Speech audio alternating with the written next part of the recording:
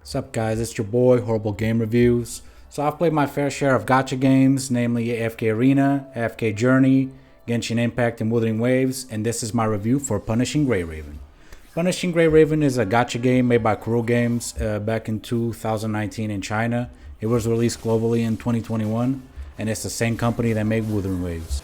I started playing PGR since February of this year after hearing about the Devil May Cry collab coming in August and getting recommended to it by a friend, and here's my review. Let's start by talking about the story and the...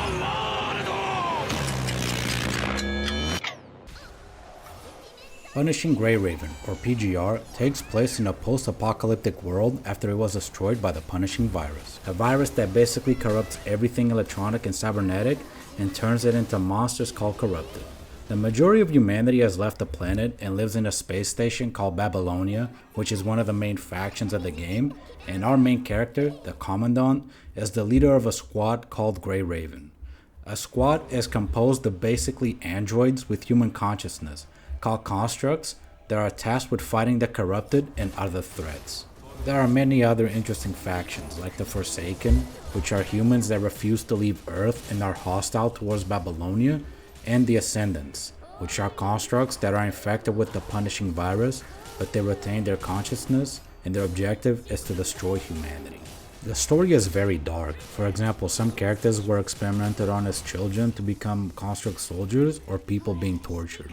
A few of the main topics that the game talks about is what defines a human being, as the constructs are merely considered weapons by most people, and our right to exist and inhabit the earth as a species when we basically made the whole planet a wasteland and we are the fault of most species being extinct on earth. This game is very different from your pussy ass games like Genshin, where the story is for 5-year-olds and it's all about friendship and being fucking gay. I am currently on chapter 15 and it is very interesting as it talks about the origins of the Punishing Virus, how it came to be, and how life was before it. The character specific stories also tend to be very good. They're short, concise, straight to the point, and some of them even have animations. Now to the downsides of it. The medium through which the story is told is visual novel, and it's not even voiced, and there's not any animations. I understand it's not for everybody, and it can make it through a chore to play through, as I have to agree with that point. It also has a lot of moments so it's cock and ball torture to play through because of how slow and dragged on the story feels. But in the middle of it, there's like some nuggets of gold between those parts that are like absolute peak and very interesting. It gets pretty extensive in terms of lore because even skins, or coatings as they're called in the game, have their own lore for the character. And I'm pretty sure there's a waifu for everyone in this game. I mean, Vera just came out a few days ago and look at this shit. Who wouldn't go fucking nuts over this bitch? On to the technical aspects. The game runs flawlessly as it is not a recent game. It came out in 2019, so I've had no bugs, lag spikes, or anything performance related. It was a mobile game, so it take a special kind of retard to make that shit run like shit on the PC. Even in my Redmi Note 12 Pro that is old as balls and a budget phone, it runs perfectly, and that's where I usually do my dailies while I'm waiting to go to work or some shit. The main flaw of the game and the biggest issue with it that drives a lot of people away is the UI design. It looks fucking terrible. Need a master's degree in autism, hieroglyphs, and some other shit to decipher all the menus, all the currencies, and collect all the stuff from the events. It's pretty fucking terrible. The UI clearly shows the age of the game as compared to modern gachas. They should definitely rework it into a more streamlined and simple UI so that people have an easier time navigating and don't need to have like the fucking IQ of an Asian guide in order to be able to do it. As per usual in these gacha games, the music is an absolute fucking banger, especially in combat. I mean, listen to some of this shit.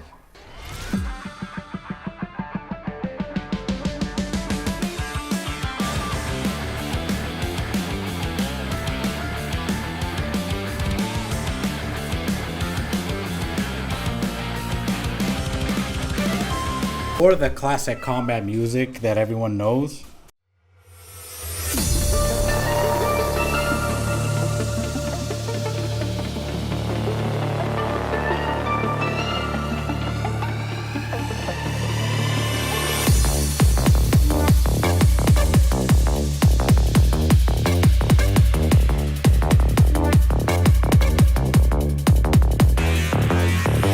for this one, for my fellow Warzone enjoyers, you know.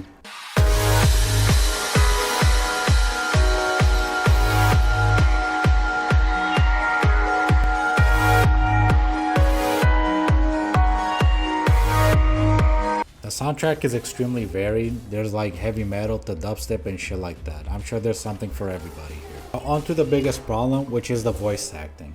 The English voice acting is complete fucking dog shit, to the point that it would even give the most healthy of people ass cancer because of how bad it is.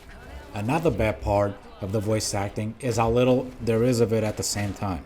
The most you will hear the characters talk is when a new coding comes out with its own story, as those tend to have animations and completely different styles of presenting the story.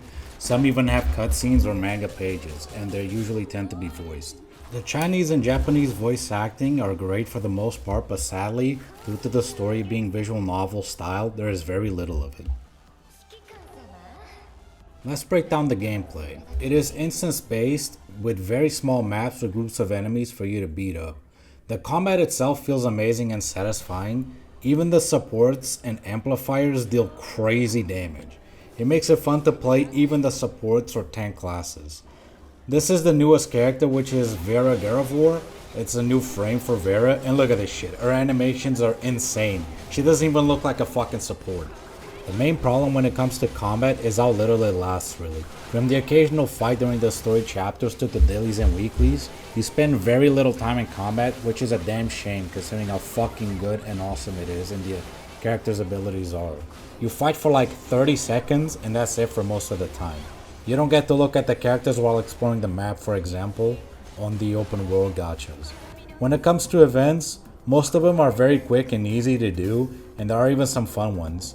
For example, there was this hide and seek event where it works like prop hunt, and it's actually pretty fun even though I'm complete dog shit at it, but I'll just blame it on being blind and retarded.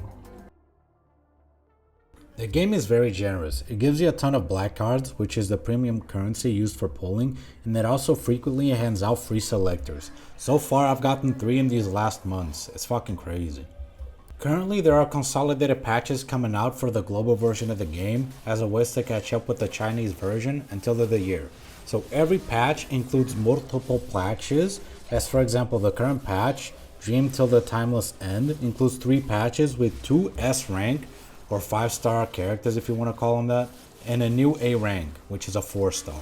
These consolidated patches also come with increased rewards, so it's the perfect time to jump in and catch up with the veterans before we actually catch up with the Chinese version of the game.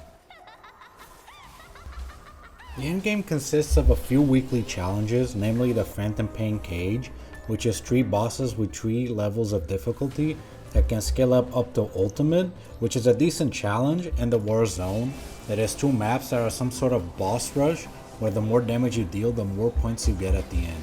They're fun modes, very quick and very easy to do. Anyone can get into it even if it's just for the wards. You don't need to aim for the top. There are also a bunch of roguelike modes where you can pick up items and artifacts as you get stronger and have random encounters and bosses. So overall, I'd give it a 7.5 out of 10. I would compare PGR to the California Gold Rush. It all comes down to how much do you want to dig through dog shit and garbage in order to find gold. I still think it's a game that's definitely worth trying, as even when compared to the most recent gacha games, it stands out, and for me, it's one of the few good ones because of how generous it is. It is the only gacha game I play currently. Alright guys, leave a comment, subscribe, and I'll see you on the next video. Go fuck yourself.